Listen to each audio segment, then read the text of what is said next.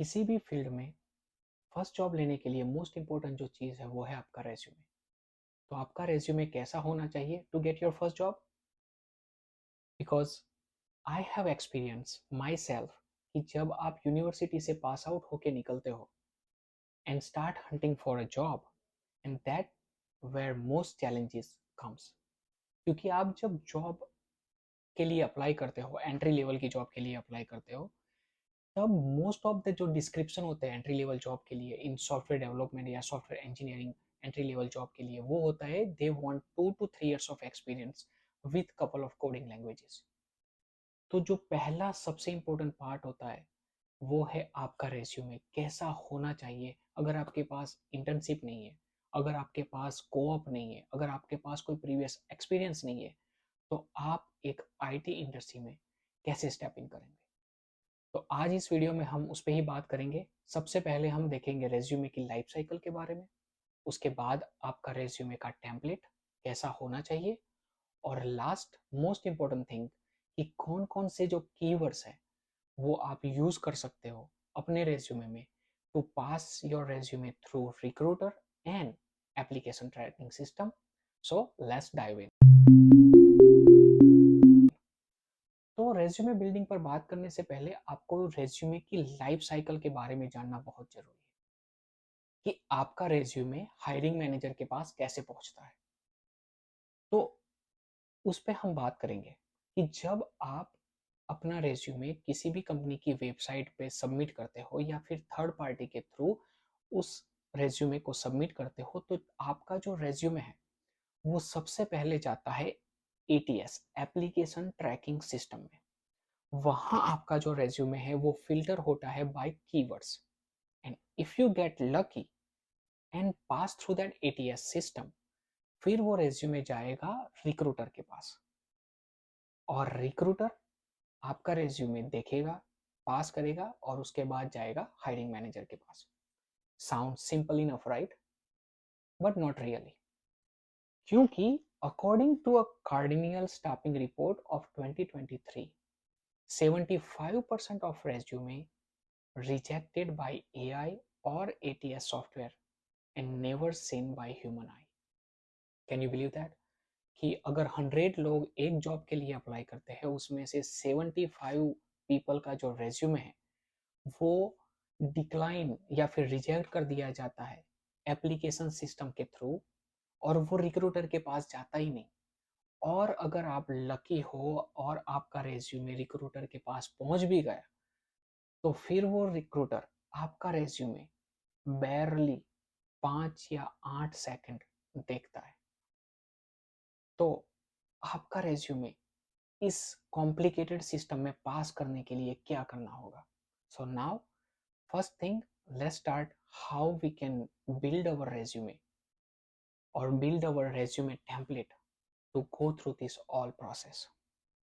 तो सबसे पहले मैं सारे रिसेंट ग्रेजुएट को ये एडवाइस देना चाहूँगा कि अगर आपके पास कोई प्रीवियस एक्सपीरियंस नहीं है, then keep your resume simple and short, only 1 page, because यहाँ पे what skill you know is more important than your word of essay. उसके बाद आप अपने रेज्यूमे में एक समरी या हेडलाइन ऐड करें। उसमें आप अपना पोर्टफोलियो जैसे आप बनाते हो, या फिर आप ये बोल दो कि you can express yourself in 3 or 4 line only, कि who you are, what is your core value and what you are looking for. Again, not more than 3 or 4 line, क्योंकि यहाँ पे skill is more important then wording. उसके बाद next आपको अपनी bachelor या master degree वहाँ पे एजुकेशन के नीचे, एजुकेशन बुलेट पॉइंट के नीचे लिखना है कि आपकी कौन सी बैचलर डिग्री है, मास्टर डिग्री है, विथ जीपीए, और अगर आप इंडिया में हो सीजीपीए। क्योंकि बड़ी बड़ी जो कंपनियां हैं वो अपने जॉब डिस्क्रिप्शन में पहले ही बता देती है कि वो फ्रेश कैंडिडेट या न्यू जो कॉलेज पास आउट है उनका जीपीए कितना होना चाहिए टू अप्लाई दैट जॉब। ठीक है, एज एन एग्जाम्पल कि अगर अमेजोन या गूगल ने पहले ही अपने जॉब डिस्क्रिप्शन में बोल दिया है कि हम कोई एक ऐसा कैंडिडेट ढूंढ रहे हैं जिसकी क्वालिफिकेशन या जिसकी CGPA या GPA 3+ हो, और अगर आपका GPA 3.5 है, then that is one green flag for you. So always keep that in mind कि अगर आप एक recent graduate हो, make sure you add your GPA और CGPA in your resume. उसके बाद आती है technical skill.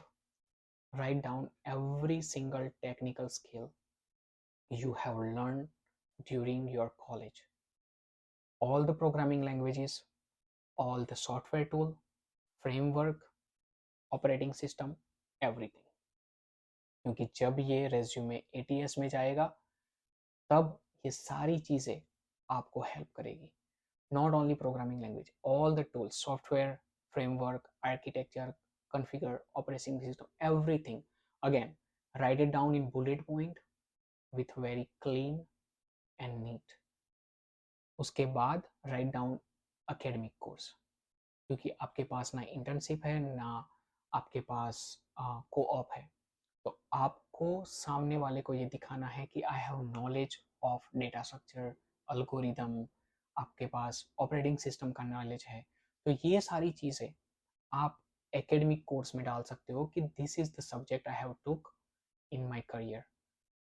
यूनिवर्सिटी में मैंने ये सारे जो हैं वो क्लासेस लिए, so I have a knowledge of this all the topic.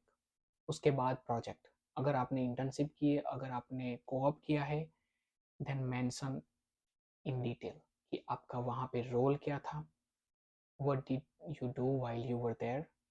ठीक है, आपने वहाँ से क्या सीखा. और अगर आपके पास इंटर्नशिप नहीं है, then write down all the project you have done in your college career. Write down all the project you have done in the groups as well, क्योंकि बहुत सारी जो कंपनियां हैं वो एक ऐसे कैंडिडेट को ढूंढ रही होती है कि वो ग्रुप में काम करे. ठीक है, तो अगर आपने कोई प्रोजेक्ट किया है, कोई वेबसाइट बनाई है, कोई मोबाइल एप्लीकेशन डेवलप की है, वो ग्रुप में काम किया है, make sure you write down that project in detail. Again 3 to 4 line only, मगर उसमें आपको ये बताना होगा कि आपने कौन सी टेक्नोलॉजी यूज़ की है, कौन सी प्रोग्रामिंग लैंग्वेज यूज़ की है, और आपने उस वेब एप्लीकेशन या फिर मोबाइल एप्लीकेशन को कैसे बनाया है, कैसे डेवलप किया है. And last but not least, write down your volunteer. और अगर आप किसी NGO में काम कर रहे हो, किसी NGO की हेल्प कर रहे हो, write down that is most important part. क्योंकि बहुत सारी जो कंपनियां हैं, जो बड़ी बड़ी कंपनियां हैं, वो ये जानना चाहती है कि आप अपने कॉलेज के बाद जो आपका फ्री टाइम है उसमें आप क्या करते हो, आप सोसाइटी की हेल्प कैसे करते हो, आप दूसरों की हेल्प कैसे करते हो. तो अगर आप अपना वॉलेंटियर एक्सपीरियंस डालोगे या फिर आप किसी NGO में जुड़े हो उसका मेंशन करोगे, तो जो आपका रेज्यूमे है वो डेफिनेटली स्टैंड आउट होगा रिक्रूटर के पास भी और मैनेजर, हायरिंग मैनेजर के पास भी. तो ये हो गया हमारा रेज्यूमे का टेम्पलेट. अब most important and last thing कि आपके कौन से कीवर्ड यूज करने हैं to pass that application tracking system. तो जैसे आप यहाँ पे जॉब डिस्क्रिप्शन में देखोगे कि they are looking for Java, Python, C plus plus candidate, right, कि जिसे सारी लैंग्वेज आनी चाहिए. नहीं, if you know any of this language, one or two, then you can apply for this position, because here basically they are looking for object oriented programming language candidate. अगर आपको जावा या Python आती है, you can definitely apply for that. ठीक है, उसके बाद यहाँ पे अगर आप देखोगे कि they are looking for someone who knows this tool Eclipse या क्लियर केस. तो अगेन जैसे मैंने पहले मेंशन किया कि आपके रेज्यूमे में जब टेक्निकल स्किल के नीचे बुलेट पॉइंट में you have to mention everything in detail, everything in bullet point. ठीक है ना, कि आपको कौन सा टूल आता है, आपको कौन सा सॉफ्टवेयर टूल यूज़ करना आता है, आपको कौन सी कोडिंग लैंग्वेज आती है. तो ये जब सारी चीज़ें आप अपने रेज्यूमे में ऐड करोगे और आपका रेज्यूमे एप्लीकेशन ट्रैकिंग सिस्टम में जाएगा, तो वो देखेगा कि ओके इसे प्रोग्रामिंग लैंग्वेज आती है, यस, इसे सॉफ्टवेयर टूल जो हम लोग देख रहे हैं उसको आता है, यस, उसको ऑपरेटिंग सिस्टम ये सारी पता है, प्रोजेक्ट मैनेजमेंट पता है, then you are good to go. उसके पास उसके बाद वो जाएगा रिक्रूटर के पास. रिक्रूटर देखेगा, again recruiter do not have time to go over your whole resume, ठीक है, तो वो सिर्फ देखेंगे what skill you have. Java हो गया, इक्लिप्स आपको आता है, और अजाइल डेवलपमेंट आता है, कानबान आता है, ठीक है, ये जो सारी चीज़ें आपको आती है, then you are good to go with the recruiter, and आपका रेज्यूमे जाएगा हायरिंग मैनेजर के पास।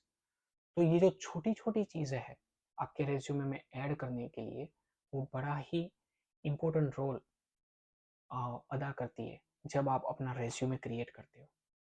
तो आज के वीडियो के लिए बस इतना ही। अगर आपकी वीडियो अच्छी लगी हो, please don't forget to like, share and subscribe for more content.